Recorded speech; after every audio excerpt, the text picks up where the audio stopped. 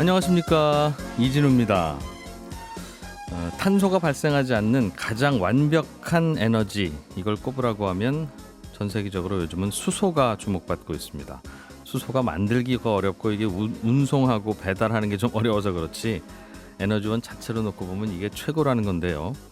아직까지 수소 시장을 선점한 우리나라 기업, 또 아직까지 그 시장을 선점한 국가는 없는 것 같습니다. 최근 우리나라 기업들의 이 수소 산업과 관련한 행보가 그래서 눈에 띄고 있는데, 주요 기업들이 수소 관련 사업에 본격적으로 투자도 하고 속도도 내고 있다는 건데요. 오늘은 우리나라 수소 경제를 이끌고 있는 기업들 요즘 뭐 하고 있는지, 어떤 고민하고 있는지 좀 들어보겠습니다. 월트 디즈니가 우리나라 시장에서 게임 사업을 확대하려는 모양입니다. 우리나라 주요 게임사와 손잡고 그 준비를 하고 있다는데, 이 트렌드 리포트 시간에 디즈니는 게임으로 어떻게 돈을 벌고 있는지 이것도 한번 살펴보겠습니다.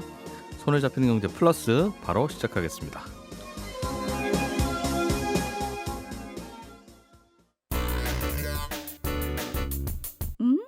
오늘 왜 이래요? 네, 오늘 주식시장은 코스피 시장이 0.5% 정도 오르고 있고요. 코스닥 시장은 0.1% 정도, 두 시장 모두 상승하고 있는데 코스피 시장 상승률이 좀 더 높군요. 예, 오늘은 NH투자증권의 신환종 FICC 리서치센터장 전화로 연결해서 일단은 주식시장도 주식시장이지만 유가 이야기도 좀 들어보겠습니다. 센터장님, 네, 안녕하세요. 유가가 어젯밤에도 꽤 올랐더군요. 네, 지금도 계속 빨리 오르고 있습니다. 예, 배럴당 75달러 좀 넘어선 것 같은데 어제 오펙 주요 산유국들하고 뭐 몇몇 나라 더 더해서 오펙 플러스라고 부르는 이 회의체가 좀 이제 석유를 좀 더 캐내보자, 감산을 좀 줄이자 하는 회의를 했던 것 같은데 회의가 뭔가 문제가 좀 있었나 봐요. 네, 문제가 생겼습니다. 음, 그 7월 오펙 회의가 원래 7월 1일, 그다음에 하루 연장돼서 이제 2일 또는 어제 실은 그 최종 합의를 도출하려고 했는데 예, 전통적으로는 러시아가 우리만 증산하겠다 그래가지고 원래 이제 그 게임 흐리고 그랬는데 예, 어제 7월에는 아랍에미리트가 이제 딴지를 걸고 나와서 음, 딜이 완전히 깨져버렸고요. 예. 일정도 못 잡은 상태라서 지금 유가가 WTI가 76.65, 지금 거의 80달러 넘어가게 아이고, 생겼습니다. 많이 올랐네요. 예, 네. 그래서 지금 이게 아주 특이한 모습인데요. 전통적으로 아랍에미리트는 사우디하고 거의 같이 보조를 맞춰왔고, 걸프만 클럽 해가지고, 이제 사우디의 지난 40년 동안 아주 절대적인 지지자였었는데요. 예, 지금 사우디한테 완전 딴지를 걸고 나와가지고 음. 이게 지난 40년과 완전히 좀 달라지는 이런 모습을 보이기 시작하는 것 아니냐, 이렇게 지금 해석이 되고 있는데요. 사우디 입장은 조금 좀 더 그래도 감산을 좀 더 해서 네, 유가를 좀 끌어올려 보자. 아직은 수요가 뚜렷한 것 같지도 않으니 그런 입장인가요? 사우디는? 실은 다 같은 입장이겠죠. 예. 근데 여기 지금 논의된 게 지금부터 매월 40만 배럴씩 그 5개월 동안 총 200만 배럴을 증산을 하자, 이렇게 하려고 했고, 예. 내년 4월에 2022년 4월에 작년에 했던 그 감산 공조가 만료가 되는데 이거를 12월까지 연장하자. 요거 두 개였는데 좀 더 감산하자는 건가 아랍에미리트가 봐요. 예, 예. 예. 아랍에미리트가 둘 다 반대했는데 왜 그러냐? 첫 번째 이유는 다른 나라들은 2018년 19년부터 카펙스 투자를 안 했거든요. 예. 아랍에미리트만 엄청나게 투자를 했어요. 더 석유 더 캐내려고. 네, 카펙스 투자를 320만 배럴 수준에서 400만 배럴로 확대를 했습니다. 예, 예. 그런데 지금 감산 논의가 이게 320만 배럴로 옛날 수준으로 돼 있으니까 나는 뭐냐. 자, 이런 이제 반발이 하나 있고요. 네, 네. 예. 그다음에 정치적이고 좀 외교적인 문제인데 아랍에미리트하고 사우디가 계속해서 균열을 보이고 있는 흐름을 지난 한 2, 3년 동안 보여왔습니다. 예멘 내전에 실은 사우디와 함께 아랍에미리트도 같이 들어갔거든요. 예.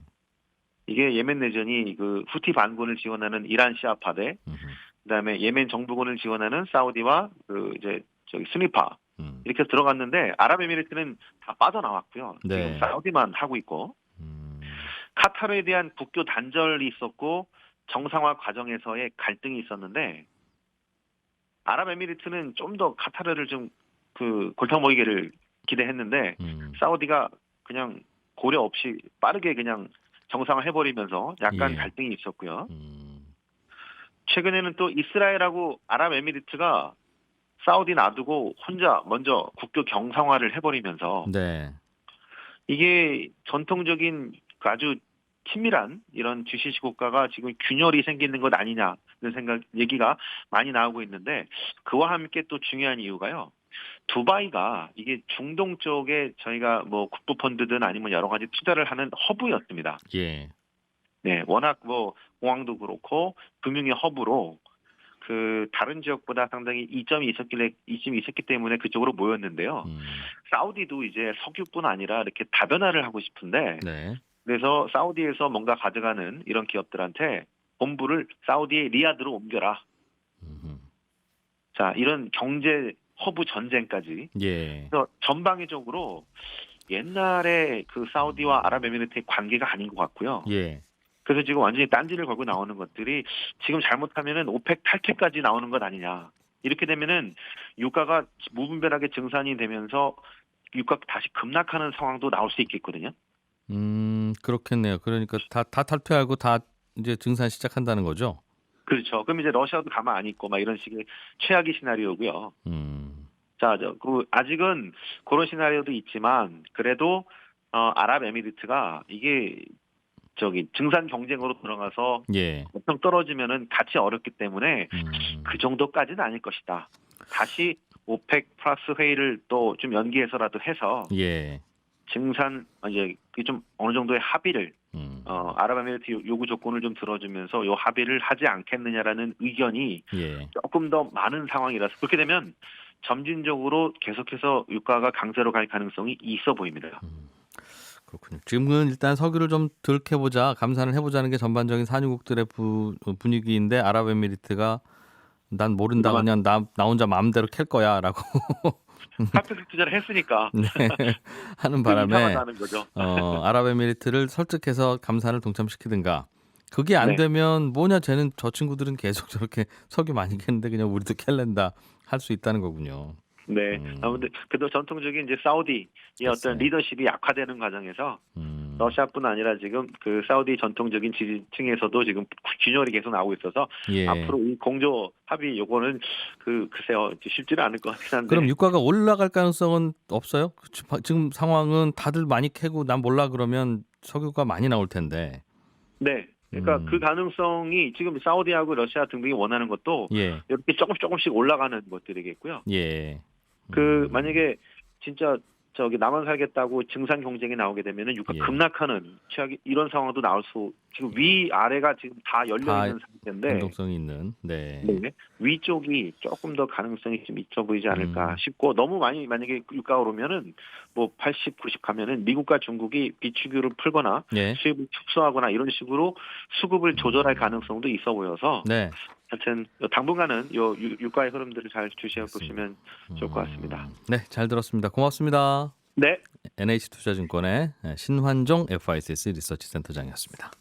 예, 요즘 기후 변화 때문에 수소 에너지가 결국 우리 인류의 미래 에너지가 될 거라는 주장이 조금씩 점점 더 힘을 받고 있고 기업들도 그래서 그쪽으로 좀 더 사업 영역을 넓혀가는 분위기입니다. 오늘 머니투데이 방송에 권순우 기자를 모시고 우리나라 수소 경제 상황 그리고 어떤 게 이슈이자 고민인지 함께 알아볼게요. 머니투데이 방송 권순우 기자님 어서 오십시오. 예, 안녕하세요. 머니투데이 방송 권순우 기자입니다. 예, 수소에 대해서는 많이 아는 분들은 많이 아시고 모르는 분들은 통 모르셔서 예.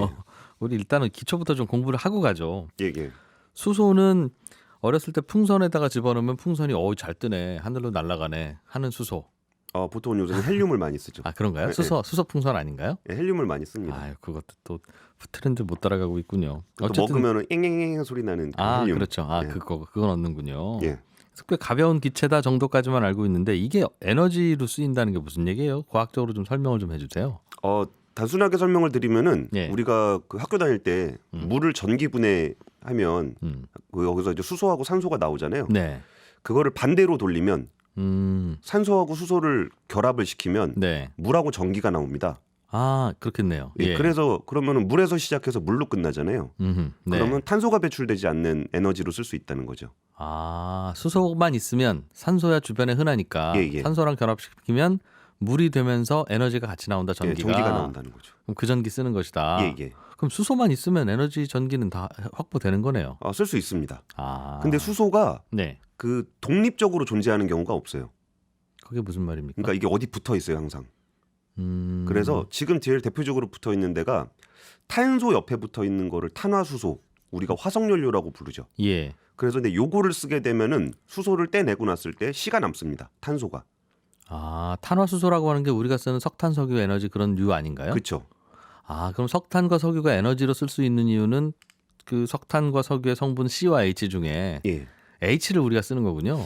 그렇게 물질까지 정확하게는 잘 모르겠어요. 예. 그리고 이제 물에도 붙어 있거든요. 우리가 H2O. 네. 그럼 거기서 O를 떼어내면 H2 수소가 나옵니다. 근데 예. 수소가 독립적으로 존재하진 않기 때문에 네. 우리가 석유를 캐듯이 뭐 땅을 파서 수소를 구하는 게 아니라 우리는 수소를 만들어서 써야 됩니다. 아, 어디서 캘 수 있는 게 아니라 예. 그럼 수소를 만드는 게 관건이네요. 예, 거기서 탄소에서 떼어내거나 그러니까 탄화수소에서 떼어내거나 네. 아니면 물에서 떼어내거나 이런 방식으로 수소를 구해야 됩니다. 지금 우리 인류는 수소를 어떻게 구하고 있습니까? 그러면. 지금 두 가지 방식을 다 쓰는데요. 아무래도 지금까지는 화석연료가 워낙 그 에너지도 강하고 네. 저렴하고 관련한 인프라가 다 깔려 있기 때문에 우리는 너무나 편하게 화석연료를 쓸 수 있기 때문에 예. 굳이 수소같이 비싸고 기술적으로 어려운 걸 사용하고 있진 않아요. 그런데 앞으로는 뭐 수소 차도 나온다고 하고 예. 수소로 뭐 집안 난방도 할 거라고 하고 그러면 어딘가에서 수소를 만들어 썼어야 될 텐데 예. 어디서 어떻게 만들게 될까요? 그러니까 지금 말씀드린 것처럼 예. 화석연료에서 떼어낼 수가 있고 석유, 석탄에서 예, 그리고 물에서 분리할 수도 있어요. 근데 우리가 봐야 되는 거는 수소가 아니라 전기예요. 예. 우리는 더 이상 화석연료를 사용해서 이산화탄소를 배출하면 기후위기가 올 것이라고 모든 과학자들이 어느 정도 동의를 하고 있기 때문에 예. 그리고 각국 정부가 우리는 더 이상 탄소를 배출하면서 살지 않겠다라고 다 선언을 했기 때문에 예. 우리는 화석연료가 아닌 무엇인가를 사용하면서 살아야 되는 것이 우리의 미래에 거의 확정적이거든요. 예. 그럼 우리가 전기를 구할 수 있는 곳이 아까 우리가 발전을 한다 그러면 네. 석탄 발전도 있고 뭐 석유 발전도 있고 가스 발전도 있고 원자력 발전도 있는데 예. 그 중에서 화석연료를 사용하지 않고 전기를 구하는 방법은 재생에너지입니다. 태양광, 풍력. 풍력. 예. 네, 그런 류의 재생에너지들인데 사실 전기라는 게 생각보다 굉장히 다루기가 어려운 그 에너지예요. 왜요? 이게 우리가 그냥 쓰니까 잘 모르는데 전기는 생산과 소비가 일치해요. 만드는 순간 우리가 쓰고 있습니다.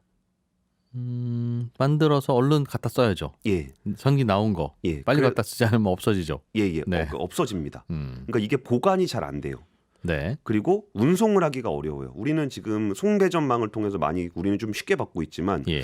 그거는 우리나라가 좀 그래도 좀 작은 나라고 안정적인 발전을 갖고 있을 때는 송배전망이 괜찮은데 네. 이 전기를 점점 많이 사용해야 되고 또 재생에너지는 바람이 불면 나오다가 바람이 안 불면 안 나오다가 태양이 뜨면 나오다가 태양이 지면 안 나오고 그래요. 네. 예. 그럼 그 전기를 보관할 수가 없다는 거예요. 일단 쟁여놔야 태양이 안 떴을 때도 쓸 텐데. 그쵸. 예. 그리고 쟁여놔야 그걸 어디다 옮기기도 할 텐데. 그렇겠죠. 그래서 재생에너지로 다 전환해 가는 과정들이 있는데 여기서 전기가 가지고 있는 저장이 잘 안 된다는 특징 네. 그리고 운송하기가 쉽지 않다는 특징 이게 고압으로 송배전망 만들면은 주민 반대가 굉장히 심합니다. 우리나라도 그렇죠. 예. 그래서 이게 전력 재생에너지로 다 가고 싶은데 네. 이 재생에너지로 갔을 때 그 한계가 있기 때문에 아. 그 한계를 운송하고 저장하는 용도로 수소가 거기 나머지 퍼즐을 맞춰주는 거예요. 풍력 발전 좋긴 좋은데 바람 부는 곳은 따로 있고 예. 그렇다고 대로변 사거리에 바람개비 세워놓을 수도 없고 예. 전기는 대도시에서 많이 쓰니 그럼 바람개비에서 만든 전기 대도시로 끌어와야 되는데 예. 그걸 송배전망으로 하기도 부담스럽다. 예. 그래서 그럼 바람개비에서 나오는 전기로 수소를 만들어서 예. 그 수소를 갖다가 쓴다? 예. 그러니까 뭐 바람개비로 나온 전기가 네. 바로바로 쓸 수 있으면 바로바로 쓰면 돼요. 네. 근데 거기가 남으면 그거를 저장할 수 없기 때문에 저장할 수 있는 방법이 몇 가지가 있는데 예. 뭐 그중에 뭐 양수 발전이라고 전기를 안 쓸 때 네. 양수기로 물을 끌어올려서 위로 올려요. 예. 그리고 전기가 필요할 때 다시 내려서 수력 발전을 하는 아. 이것도 거대한 에너지 저장 장치인데요. 예. 근데 그 양수 발전을 할 수 있는 지역도 되게 한정적이잖아요. 그러니까 우리가 에너지를 저장, 뭐 배터리에 저장할 수 있는데 배터리에 저장하는 용량 정도는 너무 작아요. 어마어마하게 많은 배터리가 필요합니다. 그래서 에너지를 저장하고 운송할 수 있는 대안들이 몇 가지가 있는데 그 중에 수소가 꼽히고 있는 거죠. 수소에다 저장해 놓으면 그 수소 갖다가 집안에서 전기 다시 만들었으면 예. 냉장고도 돌리고 에어컨도 돌리고 할 수 있다. 예, 뭐 보일러로도 쓰고 그리고 발전소에서 전기를 만들 수도 있고 예. 차에다 집어넣으면 전기차가 되고 기차에다 집어넣으면 전기기차가 되고. 근데 그게 배터리죠? 배터리에다 저장해 놓죠? 하면 문제가 있어요?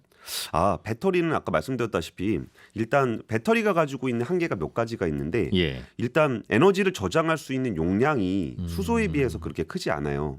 수소는 그냥 기체니까 탱크만 늘려놓으면 되는데 예. 배터리는 거의 그 어떤 뭐 리튬이라든지 뭐 니켈이라든지 이런 거의 화합물이잖아요. 만들 때 복잡하죠 더. 그리고 예. 무겁고. 예. 그러면 차에다가 올려 넣으면은 이거는 그 자동차 전문가들이 하는 얘기인데 큰 트럭을 전기로 운반을 하려 그러면은 네. 그 트럭의 적재 공간의 한 절반 정도, 한 5분의 한 2 정도가 배터리가 차지를 해요, 공간을. 그리고 무게의 한 절반 정도가 배터리 무게예요. 그럼 오래가는 전기 트럭 하려면 배터리를 더 실어야 하니. 그러면 짐을 못 싣게 되죠. 그래서 그런 문제가 수소가 있군요. 좀 대안으로서 각광을 받고 있는 거예요. 수소 기술은 굉장히 비싸고 어려워요. 예. 그래서 지금까지 그렇게 널리 보편적으로 사용되지 않았던 이유는 만들기가 사용하기도 어렵고 예. 비싸고 뭐 그래서 그런 건데 우리가 지금 화석 연료를 안 사용하면 안 된다라는 어떤 그 극단적인 상황에 놓여 있기 때문에 예. 대안은 재생에너지를 통한 전기밖에 없다. 그리고 전기의 한계가 있기 때문에 여기에 마지막 퍼즐로서 수소가 각광을 받고 있는 거예요. 그러면 자 이제부터 수소 씁시다. 수소가 제일 좋은 걸로 결정됐습니다. 땅땅땅 하면 되지. 왜 또 고민을 합니까? 수소도 뭔가 고민할 게 남아 있는 모양이에요. 근데 사실 그 고민이 한 3년 전까지만 해도 안 된다 그랬었어요. 수소는 안 된다. 수소는 영원히 사용할 수 없을 것이다. 에너지원으로 안 된다. 예. 왜요? 왜? 그게 너무 비싸고 기술적으로 어려우니까. 그게 좀 풀렸나 봐요. 그게 풀린 게 아니라 그 대안으로서가 더 절실해진 거예요. 예를 들면은 최근에 그 빌 게이츠의 이제 기후 재앙을 피하는 법이라는 책이 굉장히 네. 많은 화제가 됐고 우리나라에서는 그 책에 보면은 그 에너지로서 화석 연료를 사용하지 않는 차세대 기술들이 굉장히 많이 거론이 돼요. 네. 그 중에 우리나라에서는 그 SMR, 그 소형 원자로 SMR이 굉장히 우리나라에서 눈길을 많이 끌었거든요. 근데 SMR이 뭐 기술적으로 쉽고 그냥 보편적으로 사용할 수 있어서 우리나라에서 화제가 됐다라기보다는 우리나라에서는 그 탈원전 이슈가 약간 그 정치화돼 있는 게 있잖아요. 예. 그러다 보니까 수많은 기술 중에 SMR에 우리나라가 굉장히 많은 관심을 보이게 된 거예요. 근데 거기에는 그 SMR 말고도 이산화탄소를 공기 중에서 바로 포집하는 기술, 네. 뭐 이런 것도 거론이 돼요. 근데 그게 가능하면 우리 그냥 화석연료 쓰면 되죠. 써서 나오는 이산화탄소를 포집해 버리면 되니까. 공기에서 뽑아내면 되니까. 예. 그러니까 이런 기술도 있긴 있어요. 근데 너무 어렵고 비싸고 이거를 상용화시켜서 그 어마어마한 이산화탄소를 뽑아내기가 어려운 거예요. 예. 그러니까 차세대 에너지 기술이라고 하는 모든 항목들이 그렇게 쉽고 저렴하게 되는 게 없습니다. 그 중에서 그나마 가능성이 있을 것을 수소라고 보는 거고 예. 이제 굉장히 많은 뭐 유럽이라든지 뭐 미국이라든지 뭐 일본, 한국 같은 국가들이 여기에 대한 대대적인 투자를 지금 하고 있는 거예요. 수소를 만들어내고 그걸 사용하고 하는 인프라들을. 예. 그러니까 지금 기술이 어렵고 비싸다는 건 현재 기준의 얘기고 예. 그럼 안 할 거냐라고 생각해봤을 땐 대안이 없고 그래서 이거를 좀 더 기술적으로도 높이고 예. 가격적으로도 낮추기 위해서 그 선진국들을 중심으로 어마어마한 투자가 이루어지고 있는 거죠. 우리나라는 일단 수소 자동차 정도를 만들어서 타는 걸 알아요. 그거는 예. 수소차 저 아는 분도 타고 있다고 하더군요. 다른 곳에서는 어디가 실제로 그럼 쓰이고 있습니까? 그러니까 지금은 유럽이 가장 앞서 있다라고 볼 수 있을 예. 것 같은데요. 예. 이거를 앞서 있다라는 개념을 조금 달리 생각해 볼 필요가 있는 게 그러니까 수소 산업이라는 거를 바라볼 때 우리가 핸드폰 하나 만들어서 글로벌 1위 하겠다 이런 개념이 아니거든요. 에너지를 처음부터 끝까지 처음에 에너지를 만드는 것부터 최종적으로 그 에너지를 사용하는 지금 그러니까 화석 연료로 따지면은 뭐 원유를 시추해서 뽑아서 네. 정제해서 예. 이걸 사용하고 뭐 이런 어플리케이션들이 쫙 깔려 있잖아요. 예. 이거를 근본부터 바꾸는 거기 때문에 주도권을 내가 핸드폰 하나 만들어서 세계 1위 이런 개념이 아니라 다 할 줄 알아야 된다는 거네요. 다 할 줄 알아야 되는 것도 맞겠지만 여기에 글로벌 협력 체계를 구축을 해서 우리가 담당해서 우리가 기술적 경쟁력을 높일 분야를 선점해야 된다는 거죠. 다 할 필요는 없어요. 그러니까 유럽에서 인프라적인 측면이 유럽이 앞서가 있다 그러면 예. 우리나라 같은 경우는 세계 최초로 상용화된 수소전기차를 만들었던 모빌리티 분야가 있고 네. 선박 같은 경우는 우리나라가 LNG선 같은 경우는 압도적인 글로벌 1위거든요. 음흠. 그러면 수소 운반선 같은 경우는 우리나라가 제일 잘 만들 가능성이 높아요. 예. 수소 트램 같은 경우도 있고 수소 발전 같은 경우도 있고 그래서 꼭 이 수소 서플라이 체인 전체 에너지 재생에너지와 수소를 결합한 통합 에너지 체계의 전체를 우리가 다 1등을 할 필요는 없고 하기도 어렵겠죠. 하기도 어렵고 그럼 그중에 우리가 잘할 수 있는 분야를 앞서감으로써 빨리 결정해서. 그래서 선진국에서도 우리를 껴서 하고 싶어 합니다. 그러니까 자기들이 수소 인프라 같은 건 열심히 해보려고 그러는데 예. 여기서 디바이스가 되는 자동차라든지 조선이라든지 발전이라든지 이런 부분에 대해서는 한국에 대한 기대가 굉장히 높아요. 수소를 우리가 만들 테니 한국은 수소로 움직이는 배를 좀 만들어 다오 이런 거군요. 그리고 운반할 수 있는 배. 우리는 그럼 이미 정했어요. 우리는 이런 거 좀 해보겠다고 수소 생태계 시스템 안에서. 근데 그게 참 정한다고 되는 건 아닙니다. 그래서 로드맵상으로는 다 써놨어요. 예. 생산부터 끝까지 다 써놨는데 예를 들면은 아까 전에 수소를 만들 때 재생에너지가 남는 재생에너지로 물을 분해한다 그랬잖아요. 예. 근데 우리나라 같은 경우는 사실 그 재생에너지가 그렇게 많은 나라는 아니에요. 풍력 태양광이 예. 바람도 안 불고 햇볕도 그리 좋지 않죠. 그러면은 우리가 그 수소 생산에 있어서 세계 1위를 하겠다? 이 작은 국토에서 어렵죠. 이건 어렵습니다. 예를 들면은 미국 같은 경우에 제시했던 목표가 1kg당 1달러를 제시를 했어요. 좀 수소. 개념이 조금 헷갈리실 예, 텐데 예. 1kg이면 우리나라 기준으로는 한 7달러 정도 돼요. 한 8,000원 정도 하거든요. 수소값이. 예. 예. 그러면 차가 한 100km 정도 갈 수 있습니다. 예. 그러면 대충 따져보면 휘발유보다 조금 싼 게 한 7, 8,000원 정도 한다고 보시면 되는데 예. 이거를 미국 같은 나라가 1달러까지 낮춰버리면은 정말 그 화석연료를 대체할 수 있을 정도의 가격 경쟁력을 갖게 돼요. 그렇겠죠. 그런데 거기서 우리가 수전해로 세계 1위를 하겠다라는 목표를 굳이 가질 필요는 없어요. 수소 만드는 건 미국이 싸게 만들 수 있으니까 예. 마치 사우디가 석유 싸게 캘 수 있는 것처럼. 예. 네. 우리나라도 그거에 대해서 연구 개발을 하고 어느 정도는 갖춰야 되겠지만 우리가 잘할 수 있는 분야에 좀 더 집중하면서 글로벌 협력 체계를 구축하는 게 중요하다는 거죠. 그게 뭘까요? 우리 석유 시대에는 우리나라는 그러면 원유를 갖다가 정제해서 휘발유, 경유 등으로 만들어서 팔았고 또 거기서 뭐 뽑아서 플라스틱도 만들어 팔고 그 일 했잖아요. 예, 예. 석유 시대는 그랬고 수소 시대는 우리가 뭘 좀 하려고 하고 있습니까? 지금 제가 기업들 얘기만 잠깐 드리면은 한 그냥 제가 그냥 합산한 건데 네.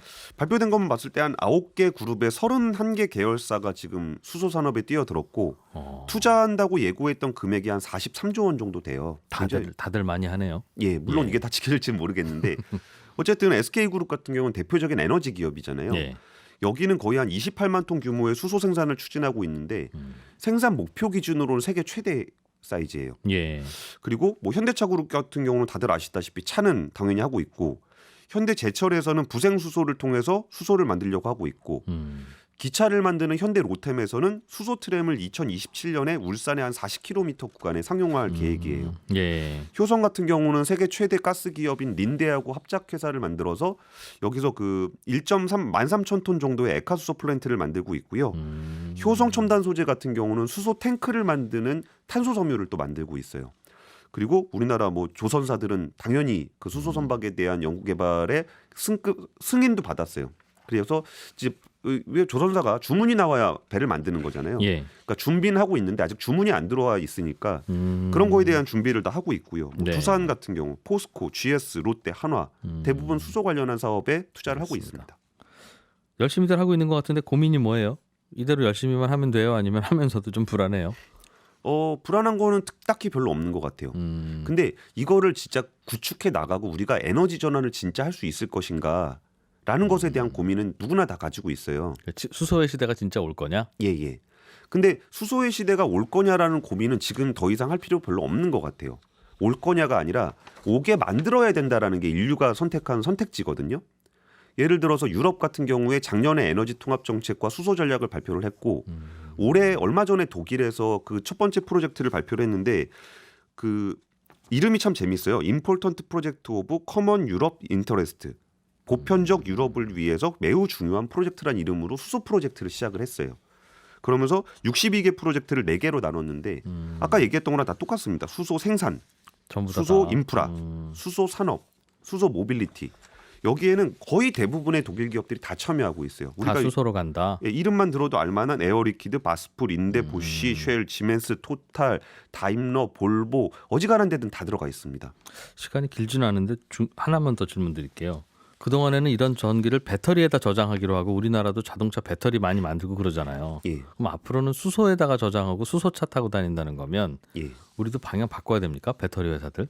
아니에요. 전기를 그냥 쓸 수 있는 곳에서 네. 배터리가 유리한 공간에선 그걸 쓰면 돼요. 이게 같이 전기하고 간다? 수소를 분리해서 생각하는 게 아니라 예. 전기 체계로 넘어갈 때 보완제로서의 수소가 있는 거예요. 그러니까 음. 전 세계 모든 에너지를 수소로 한다? 이렇게 생각하면 말이 안 됩니다. 그럼 수소차도 다니고 배터리 단 전기차도 다닐 거고 예. 둘 중에 누가 경쟁력이 있는 건 그때그때 다를 거다? 그리고 지역에 따라서도 많이 다를 거예요. 그러니까 수소를 생산해서 옮겨받은 쪽에서는 수소를 바로 쓰는 게 좋고 전력 생산을 그대로 해서 망으로 배전할 수 있는 곳에서는 전기가 더 좋고. 전기가 수소가 둘 중에 뭐가 더 나한테 가까운지에 따라 결정된다. 그렇죠. 알겠습니다. 머니투데이 방송 권순우 기자로부터 요즘 수소 산업 이야기 재미있게 잘 들어봤습니다. 고맙습니다. 예, 감사합니다. 월트 디즈니 하면 디즈니랜드를 빼고 나면 뭐 애니메이션 아니면 영화 우리 좋아하는 특히 마블 시리즈 등등 이런 그 시리즈 영화들 재미있게 잘 만드는 회사로 알려져 있는데 게임 산업에도 진출하고 우리나라에도 곧 들어와서 영토를 확대해 나갈 조짐을 보이고 있답니다. 이 얘기 좀 들어보죠. 한국인사이트 김덕진 부소장님. 네, 안녕하세요. 반갑습니다. 한국인사이트 연구소의 김덕진 부소장님. 네, 네, 감사합니다. 예. 자, 디즈니 플러스가 디즈니 들어온다는데 이 디즈니 플러스는 OTT라고 해서 한 달에 한 뭐 몇천 원에서 10,000원 내면 재밌는 영화 이 안에 있는 건 마음껏 보세요 하는 그거잖아요, 그죠? 그렇죠. 예. 근데 이게 무서운 게요. 이제 말씀해주신 대로 이 디즈니가 갖고 있는 컨텐츠가 워낙 많으니까 특히 자녀분들 있으시면 저도 마찬가지인데 긴장을 안 할 수가 없습니다. 왜냐 지금 이제 디즈니 코리아가 이제 말씀하신 디즈니 플러스를 좀 이제 들여오려는 느낌이 있는데요. 그게 네. 왜냐하면 이제 실제로 지금 이제 케이블 혹은 이제 위성 방송 이런 데서 좀 인기 있는 채널 중에 디즈니 채널하고 디즈니 주니어라는 채널이 있어요. 이게 뭐냐면 디즈니 만화를 영어랑 같이 이렇게 보여줘가지고 애들 교육용으로도 쓰고 여러 가지 디즈니 컨텐츠를 하고 있거든요. 케이블 방송에서. 네, 근데 이거를 9월 말에 이제 중단을 한다고 합니다. 그러면 그거는 다 이제 디즈니 플러스 가입자에게만 보여드립니다로 전략 바꾼다는 거죠? 맞습니다. 실제로 이제 미국에서도 비슷한 전략을 썼었어요. 그래서 이제 기본적으로 디즈니 플러스가 진출하려는 움직임 중에 가장 큰 게 기존에 있었던 유료나 채널들을 없애는 건데요. 뭐 제일 또 대표적으로 넷플릭스 보시는 분들은 아마 느끼셨을 텐데 넷플릭스에서 조금씩 디즈니 컨텐츠가 계속 사라지고 있습니다. 저만 해도 저희 아들이 토이스토리 4를 엄청 좋아해서 그것 때문에 넷플릭스를 봤거든요. 네. 근데 어느 날 검색을 했는데 안 나오는 거예요. 그래서 이거 어떡하지? 언제 디즈니 플러스 들어오지? 이런 식으로 아마도 이 자녀분들이 있으신 분들이라면 특히나 이 디즈니 플러스의 움직임에 요즘에 상당히 어떤 좀 날카롭게 또 좀 신경을 좀 곤두세우고 볼 수밖에 없는 상황인 것 같습니다. 계약 기간 끝나면 다 이제 영화 빼라고 한다. 네, 그리고 이제 본인들이 이제 자기들이 할 테니까 자기들 거 등록해라. 약간 그런 그림으로 지금 가는 것 같아요. 계약갱신 청구권이 없었나 봐요, 그죠? 네. 집주인이 바로 그냥 내가 한다라고 하는 거죠. 네, 뭐 그렇게 볼 수 있을 것 같습니다. 디즈니 플러스라고 하는 OTT 서비스는 넷플릭스의 경쟁자인데 네. 인기 괜찮습니까? 먼저 오픈한 나라들이 좀 있죠? 이게 놀라운 게요. 2019년 11월에 출시했을 때 하루 만에 가입자가 일단 1,000만 명을 달성했고요. 넷플릭스가 1억 명 돌파하는데 10년 걸렸어요. 2007년부터 17년까지. 근데 이걸 16개월 만에, 그러니까 1년 4개월 만에 유료 가입자 1억 명을 돌파했습니다. 그만큼이나 어떤 이 열풍 혹은 그들이 가지고 있는 컨텐츠가 강력하다는 것인데요. 지금 한 1억 3,700만 명 이상 확보하고 있고 예. 아마도 제가 생각할 때는 전 세계 특히나 미국 중심으로 해서 OTT가 다 망하고 2개만 남는다라고 하면은 거의 뭐 디즈니 플러스랑 넷플릭스만 남지 않을까 할 정도로 상당히 빠른 시간 동안에 지금 경쟁력들을 확보하고 있다라고 볼 수 있을 것 같습니다. 적어도 사람들이 디즈니 플러스는 가입해서 볼 거다라고 그렇죠. 생각하는 이유는 여기만 있는 콘텐츠가 참 이게 안 볼 수 없는 거라서. 그러니까요. 이게 어마어마해요. 예를 들면은 뭐 가지고 있는 회사들만 해도 디즈니, 마블, 픽사, 21세기 폭스, 내셔널 지오그래픽 뭐 우리가 듣고 있는 웬만한 뭐 만화, 뭐 스포츠, 뭐 아니면 다큐멘터리 다 가지고 있고요. 그다음에 이제 그들이 가지고 있는 어떤 IP, 지적재산권을 가지고도 하는 캐릭터 산업이 너무 크니까 네. 이걸로 도대체 어디까지 갈까? 그래서 약간 디즈니 보면 확실히 IP의 백화점 같다, 뭐 지적재산권의 백화점 같다 이런 느낌이 좀 들죠. 거기까지는 뭐 부럽긴 한데 우리가 대강 알고 있었던 얘기이기도 한데 네.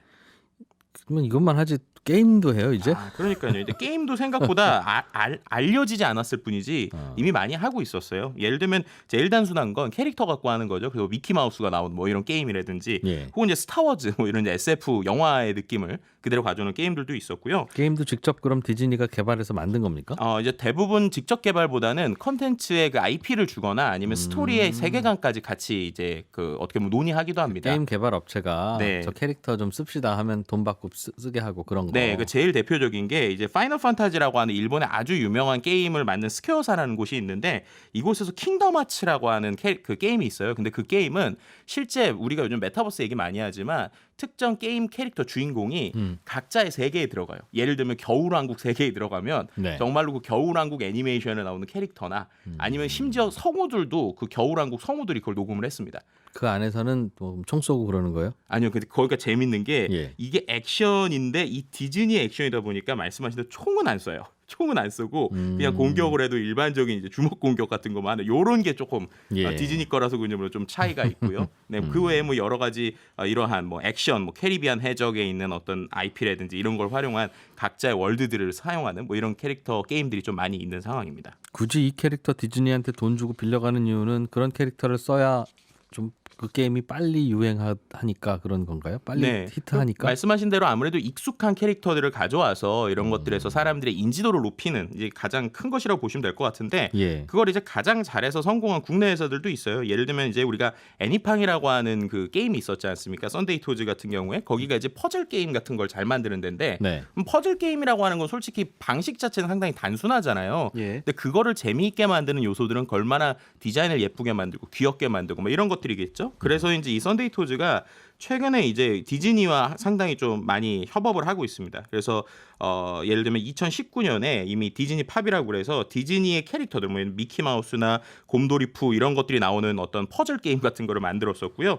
또 최근에는 이제 우리가 알고 있는 뭐 니모라고 하는 이제 그 또 애니메이션이 있잖아요. 그 니모에서 나오는 캐릭터들을 활용한 뭐 게임들 뭐 이런 것들도 나오고 있고요. 잘 돼요? 나오는 거야? 뭐 나오겠지만. 예, 생각보다 이제 오랜 시간 동안, 그러니까 어떻게 보면 이러한 그 디즈니 IP의 가장 특징 중에 좀 재밌는 게 일반적인 디즈니 캐릭터랑 비슷하게 뭔가 대박이라기보다는 꾸준히 잘 되는 거 있잖아요. 그러니까 꾸준히 잘 되면서 안정적으로 좀 잘하고 있습니다. 앞서 설명드린 뭐 디즈니 팝타운 같은 경우에도 한 이제 아시아 버전까지 출시가 되고 있고 예. 예를 들면은 이제 썬데이 토즈의 첫 번째 해외 시장 정상 타이틀까지 안긴 뭐 이렇게 하고 일일 최대 사용자가 60만 명 이상 뭐 되기도 하는 부분이 있습니다. 뭐 그 외에 또 이제 그 마블이라고 하는 게 이제 우리가 알다시피 이제 영화에서 액션류들이 있잖아요. 그래서 예. 또 우리나라 넷마블 같은 경우에는 이 마블에 나오는 캐릭터들을 활용해서 일종의 액션 RPG도 만들었고요. 그거 같은 경우 2015년부터 꾸준히 지금까지 계속 업그레이드 되면서 뭐 새로운 캐릭터가 나오면 뭐 들어간다든지 이런 방식으로 좀 되고 있는 부분이 있고요. 또 캐리비안 해적 그 세계관을 활용해서 게임을 만드는 뭐 이런 식으로 우리나라에서는 캐릭터나 어떠한 캐릭터에 있는 것들을 게임성을 넓히는 이런 식으로 좀 활용되고 있는 상황입니다. 게임이 결국은 중요한 게 등장 인물과 스토리 배경 이런 건데 그렇죠. 그거를 디즈니 거를 갖다 쓴다는 거네요. 전부 네, 다. 어떻게 보면 쉽게 설명드리면 그럴 것 같네요. 그러면 디즈니가 게임 시장 진출한다는 게 이렇게 게임 회사들한테 그런저런 거 빌려준다는 뜻입니까? 네, 맞습니다. 이제 말씀하신 대로 직접보다는 대부분 빌려줘서 그 빌려준 걸 갖고 기본적으로 오리지널 컨텐츠를 갖고 이제 파는 이런 것들이고요. 예. 근데 이제 그러다 보니까 말씀하신 것처럼 수수료를 좀 많이 내는 부분이 있어요. 그러니까 어쩔 수 없이 게임사들이 이런 걸 보면서 느끼는 게 예. 우리도 오리지널 컨텐츠를 가져야 된다. 그러니까 우리의 IP를 만들어야 된다. 이런 느낌을 더 갖게 되는 것이죠. 예. 그래서 이제 뭐 아시겠지만 리니지라고 하는 어떤 그 NC 소프트를 정말 뭐 23년 동안 먹여 살리고 있는 이런 것들도 역시 만화 캐릭터를 가지고 만들었던 뭐 이런 것들이고요. 최근에 핑크퐁 어떻게 보면 전 세계에서 가장 인기 있는 캐릭터 이 핑크퐁으로도 최근에 게임이 많이 만들어지고 있어요. 그래서 핑크퐁 자사에서도 게임을 만들지만 IP를 줘서 게임사들에게 만드는 이런 것들도 아마 향후 지금 10대들이 크는 시장에는 예. 어떻게 보면 오히려 디즈니를 많은 우리나라 기업들이 노리지만 제2의 디즈니가 되겠다고 가장 좀 가능성이 높은 기업 중에 하나가 아닐까라고도 볼 수 있을 것 같습니다. 그동안도 디즈니가 만든 캐릭터들 가지고 장난감도 만들고 뭐 옷도 만들고 했는데 그거를 이제 게임 쪽에도 연장해서 사업을 하는 네. 결국은 IP라고 합니까? 이게 처음에 캐릭터 어떻게 만들고 그렇죠. 원작을 어떻게 잘 만드느냐가 굉장히 응용 범위가 다양해진다. 네. 요즘 하나 이거 잘 만들면 다양하게 쓸 수 있다는 걸 알려주는 이야기네요. 네, 맞습니다. 이제 재밌는 게 그 게임 중에 크로스파이어라고 하는 우리나라 게임이 있어요. 2020년에요. 그 게임이 소니 픽처스랑 해서 지금 영화를 만들고 있습니다. 그 게임으로 영화를 만드는 건 구체적으로 어떤 거예요? 그러니까 게임에 있는 스토리를 갖고 예. 영화를 만든다고 생각하시면 될 것 같은데 예를 들어서 예전에 인기는 끌지 못했지만 월드 오브 워크래프트 같은 이제 블리자드의 게임이나 이런 걸 갖고 영화화해서 뭐 SF 영화나 아니면 액션물을 만들기도 했거든요. 예. 이번에 지금 크로스파이어라고 하는 게임이 뭐냐면 총 쏘는 게임이에요. 쉽게 설명드리면 네. FPS. 근데 그게 이제 중국 시장에서 상당히 뜨거운 반응을 보이고 있는데 그 게임의 줄거리 예를 들면 캐릭터라든지 어떠한 그 시나리오에 있는 내용을 가지고 영화화를 하는 거죠. 그래서 실제로 지금 분노의 질주를 만들었었던 그 감독진과 이제 시나리오 작가들이 2020년부터 붙어서 지금 소니 픽처스와 함께 영화를 만들고 있는데요. 이런 식으로 이제 IP를 갖고 활용하는 부분이라고 볼 수 있죠. 보통 영화를 모티브로 게임을 만들 수는 있을 것 같아요. 음. 영화는 그 스토리가 뭐 탄탄하고 하니까 그쪽에서 캐릭터 한두 개를 떼고 뭐 그런 정황을 만들면 되니까. 네네. 또 거꾸로 게임을 가지고 영화를 만드는 건 네. 게임은 스토리 단순하잖아요. 아, 그건 이제 옛날 얘기입니다. 왜냐면 요즘의 스토리가요 엄청 네. 탄탄해요. 예를 들면 툼레이더 아시죠? 네. 툼레이더도 게임이 영화화가 된 거거든요. 게임 안에서 벌어진 그 스토리를 영화로 옮긴 거예요? 네, 이제 거기에다가 혹은 또 거기에 있는 캐릭터를 가지고 음. 새로운 세계나 새로운 게임 미션처럼 하나씩 더 들어가는 건데요. 이 얘기를 드린 이유가 최근에 메타버스 얘기를 상당히 많이 하고 있잖아요. 네. 근데 메타버스도 결국에는 세계관 그리고 그 안에 있는 스토리 그리고 그 안에서 얼마나 이 사람이 거기에 몰입하게 할 거냐라는 건데 이 대부분의 것들이 지금 게임에서 한 20년 이상 만들어 왔던 세계관들입니다. 그렇기 때문에 오히려 최근에 메타버스 관련 여러 가지 산업들이 뜨고 있지만 그 가장 근원에는 게임과 스토리 그리고 컨텐츠들의 풍부한 세계관이라고 말씀드릴 수 있을 것 같아요. 그래서 혹자들은 약간 시니컬하게 보는 분은 네. 그게 이름만 메타버스지 그게 게임이지 뭐냐. 예전에는 게임이라고 부르던 걸 이름을 메타버스라고 부르고 있네. 네. 이런 얘기도 하시더군요. 네, 근데 거기서 약간 한 가지의 차이는 이제 기존에 있었던 게임은 게임의 주인공 캐릭터가 딱 정해져 있는 걸 치면 네. 내가 이제 그것을 커스터마이징하고 내가 조금 더 몰입되는 그러한 형태에 가깝다고 그런 보시면 될 거겠죠. 것 같습니다. 게임이 워낙 히트를 치고 영화는 안 봐도 게임은 하는 분들이 많아지다 보니 네. 영화나 만화를 만들 때도 그 게임에 익숙한 캐릭터와 그 배경을 갖다 쓰면 그냥 홍보나 이런 데 도움이 되니까 이제 영화에서도 그걸 쓰는 모양이에요. 맞아요. 그리고 또 최근에는 웹툰을 기반으로 한 게임들도 나오고 있는데 결국 예. 웹툰, 영화, 게임 이 세 가지가 계속 맞물리면서 새로운 것들을 만들고 그게 캐릭터 산업이나 확대되는 그러니까 IP라고 하는 영역이 이제 네. 더 이상 한계가 없이 계속적으로 확대되고 있고 모든 문화에 연결이 되고 있다는 게 요즘에 좀 트렌드의 가장 특징적인 것 같습니다. 얼마 전에도 한 게임 회사가 그 주식시장에 상장하려고 하다가 네. 우리는 앞으로 디즈니 같은 회사가 될 거예요 라고 했다가 무슨 게임 회사가 디즈니 회사가 디즈니가 되냐고 네. 거짓말을 해도 그러면 안 된다고 장난이냐고 좀 금융시장이 그런 얘기 들었는데 네.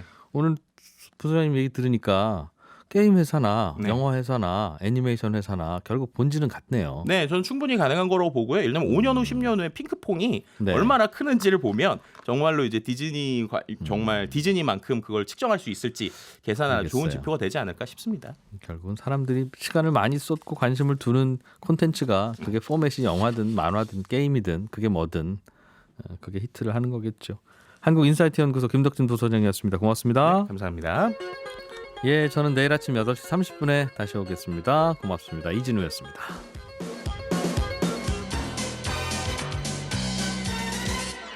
더 깊고 더 재미있는 경제 이야기. 이진우의 손에 잡히는 경제 플러스.